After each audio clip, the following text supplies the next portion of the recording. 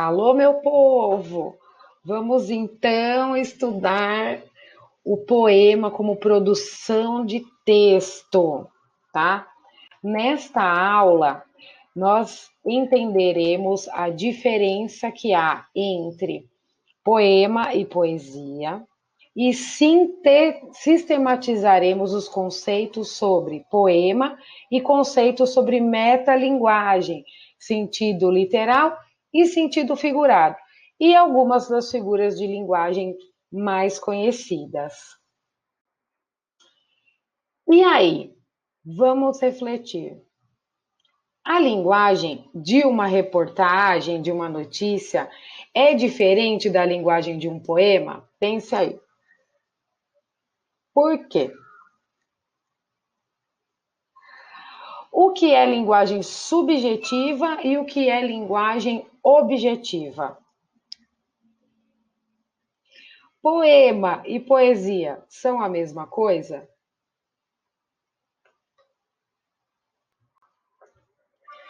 Não, pessoal. Haverá poesia sempre que, criando ou fazendo coisas, somos dominados pelo sentimento do belo. Sempre que nos comovemos com lugares, pessoas, objetos. A poesia, portanto, pode estar nos lugares, nos objetos, nas pessoas. Assim, não só os poemas, mas uma paisagem, uma pintura, uma foto, uma dança, um gesto, um conto, por exemplo, podem estar carregados de poesia. Já o poema é uma palavra que vem do latim e que significava composição em verso. Companhia de atores, comédia, peça teatral, o que se faz, obra, manual, criação do espírito, invenção. Portanto, o poema é a poesia que se organiza em palavras. Poesia é tudo aquilo que eu vejo e contemplo e acho muito bonito, acho que é belo e, e me inspira. Tudo aquilo que nos causa inspiração é poesia. E quando nós traduzimos essa inspiração e a colocamos no papel em forma de versos, a poesia se transforma em poemas. O Vinícius de Moraes quer saber se você já copiou, já tomou nota dessa última frase que eu li para você. Poema é a poesia que se organiza com palavras. Copia aí. Agora, o Mário Quintana vem com um poema para definir os poemas. Olha lá. Os poemas são pássaros que chegam, não se sabe de onde, e pousam no livro que lês. Quando fechas o livro, eles alçam voo como de um alçapão. Eles não têm pouso nem porto. Alimentam-se um instante em cada par de mãos e partem. E olhas então essas tuas mãos vazias no maravilhoso espanto de saberes que o alimento deles já estava em ti. Ah lá, ele mesmo ama o seu próprio poema. E aí, a Cora Coralina quer saber qual é o tema tratado no poema do Mário Quintana que nós acabamos de ler.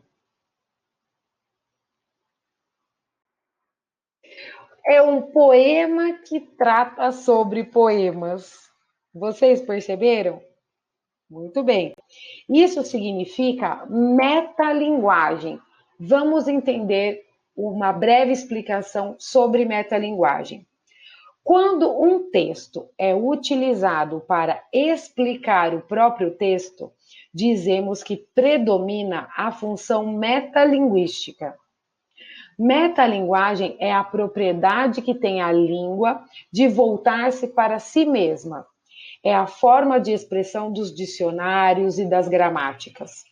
Uma música cujo tema seja o próprio fazer musical terá empregado esse recurso. Assim, podemos dizer que o poema lido apresenta a metalinguagem. E aí, Ferreira Goulart, você entendeu? Entendi. Metalinguagem é quando não só um poema fala ou, né, expressa a ideia sobre fazer poemas, mas o poeta, quando escreve sobre fazer poesia, ou um professor, quando fala sobre o que é ser professor, e assim por diante.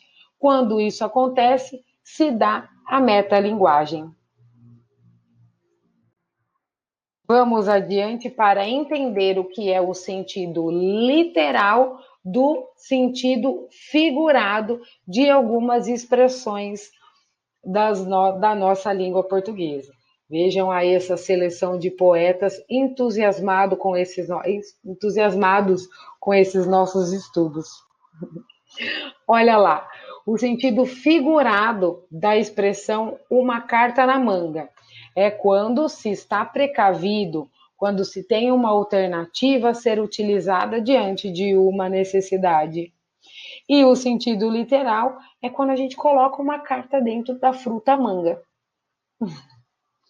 Um banco de dados, o sentido figurado, quando são conjuntos de arquivos relacionados entre si, com registros entre pessoas, lugares e coisas. E no sentido literal, são vários dados das pessoas formando um banco onde alguém pode se sentar. Outras imagens aí, olha lá. 14 bis. Então, são 14 dos chocolates que se chamam bis, ou, no sentido figurado, 14 bis foi um avião construído pelo inventor brasileiro Alberto Santos Dumont. E esse, perigo, depressão na pista. E aí, esses senhores estão tristes e depressivos no meio da estrada, da pista, ou, no seu sentido figurado, essa expressão quer dizer quando parte do asfalto sofreu um afundamento. E agora, o cão chupando manga, normalmente nós utilizamos quando em se tratando de pessoas que são feias. Mas no sentido literal, olha lá o cãozinho chupando a manga. Não pode, né? E no sentido figurado, a loira gelada? Ah lá, tem uma moça dentro da geladeira, ou significa cerveja gelada. Vocês entenderam? Então, vamos contextualizar. O sentido literal é o sentido da palavra quando ele é exato, direto, simples e não deixa dúvida. Geralmente nos textos em que deve predominar uma linguagem clara e objetiva, como jornalísticos e científicos. As palavras aparecem com um único sentido, aquele que aparece nos dicionários. O sentido literal também é chamado de sentido denotativo. Já o sentido figurado é quando o sentido da palavra aparece com um sentido ampliado ou alterado no contexto, sugerindo ideias diferentes do sentido literal. Dizemos que a palavra está no sentido figurado. O sentido figurado também é conhecido como sentido conotativo. Olha lá, eu e o João Cabral de Melo Neto conversando para ver se vocês estão entendendo o que eu estou explicando para vocês. Acredito que sim, porque vocês são ótimos, não é mesmo?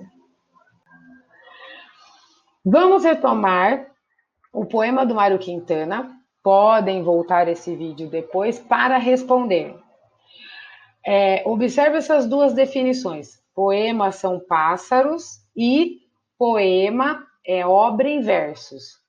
A que se deve a diferença dessas definições? 2. Elabore agora uma definição científica e uma poética para a palavra coração.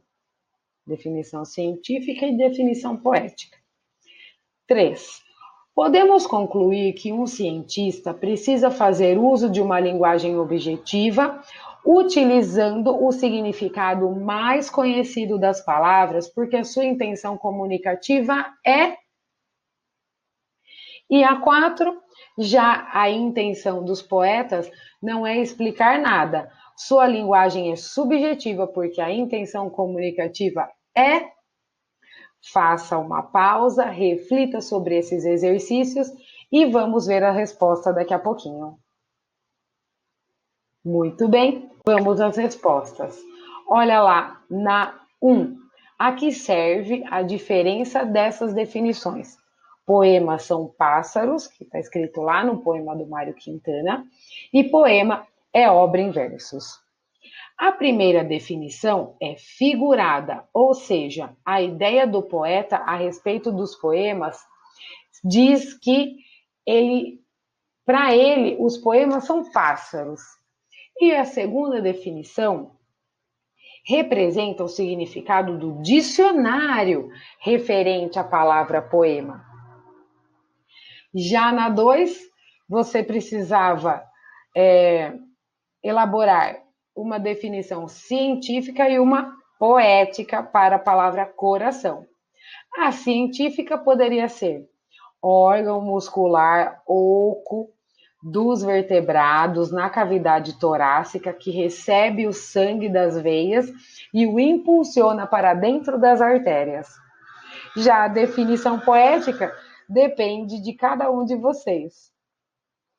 A 3, a intenção comunicativa é literal e a 4, a intenção comunicativa é figurada. Portanto, a linguagem subjetiva dá um novo sentido a palavras conhecidas. O novo sentido nasce de uma semelhança percebida pelo autor. Para Quintana, os poemas são como pássaros. Vamos entender agora a figura de linguagem chamada metáfora. E temos aí mais um Mário Quintana como um pássaro, para nos lembrar a sua poesia.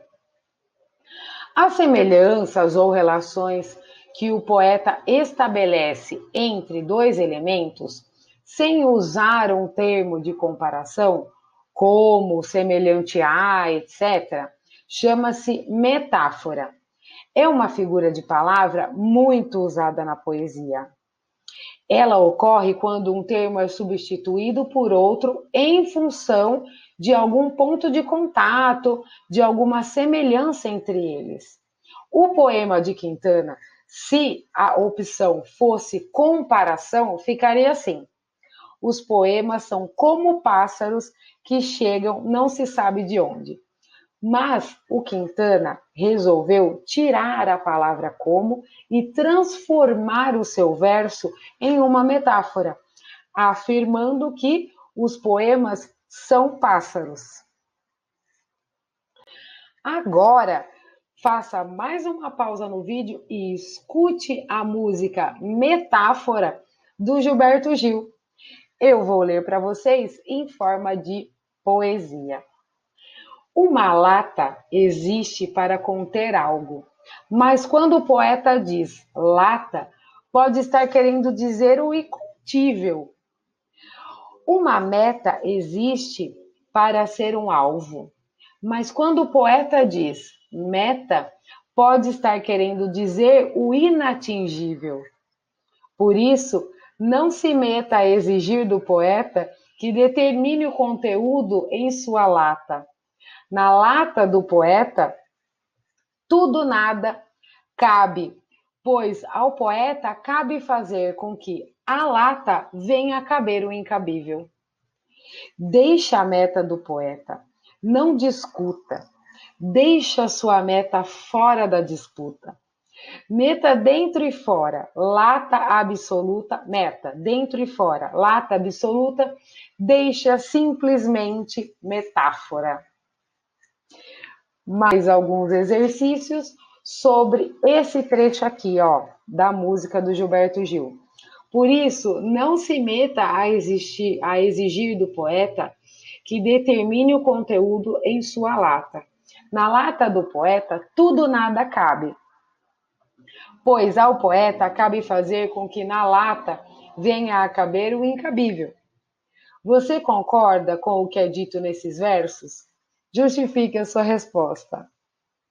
E depois, qual o motivo poderia explicar o fato de o poeta ter escrito a palavra tudo nada junto, como se fosse uma palavra só? Reflita aí.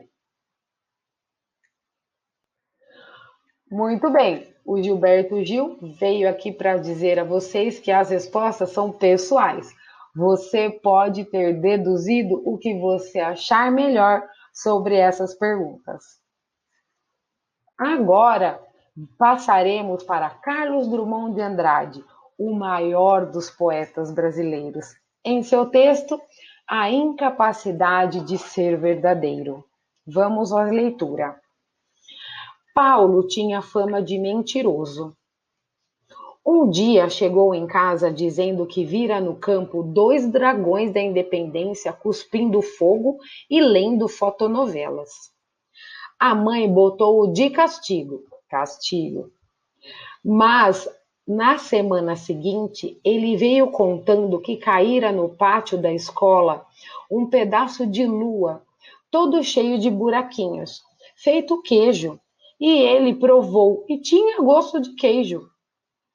Desta vez, Paulo não só ficou sem sobremesa, como foi proibido de jogar futebol durante 15 dias. Quando o menino voltou falando que todas as borboletas da terra passaram pela chácara de Ciaepitar, Eupídia, e queriam formar um tapete voador para transportá-lo ao sétimo céu, a mãe decidiu levá-lo ao médico. Após o exame, o doutor Epaminondas abanou a cabeça. Não há nada a fazer, dona Coló. Este menino é mesmo um caso de poesia. O próprio Drummond adorou a escrita dele. Vamos à reflexão sobre esse texto. No texto, encontramos 2 pontos de vista ou 2 formas diferentes de ver Paulo: a visão da mãe e a visão do médico. Apresente-as. E depois, na sua opinião, qual seria o objetivo comunicativo principal do texto? Aqui também as respostas são pessoais. Vamos agora a 2 etapas indispensáveis para escrever um poema. A primeira é: faça uma lista de rimas perfeitas. As rimas acontecem quando os sons das terminações de 2 palavras ou mais coincidem. Existem muitos tipos diferentes de rima, Todavia, as rimas perfeitas são aquelas em que a correspondência de sons é completa, incluindo vogais e consoantes, como casa e asa. Portanto, para escrever um poema com rimas, é importante começar pela prática de rimar. Escolha uma palavra e, em seguida, monte uma lista com várias rimas dela. Você perceberá que nem sempre essa é uma tarefa simples. Atente-se à estrutura do poema. Para quem está começando a ser poeta, o ideal é escrever 3 estrofes e 4 versos para cada estrofe, buscando as rimas entre esses versos. Lembre-se, estrofe é um conjunto de versos e versos é cada linha do poema. Pois bem, chegou a sua vez. Eu e o Drummond lhe desejamos parabéns por ter chegado até aqui. Agora, trabalhe no seu poema. A dica de tema é Eu nas redes sociais. Nos vemos na próxima aula.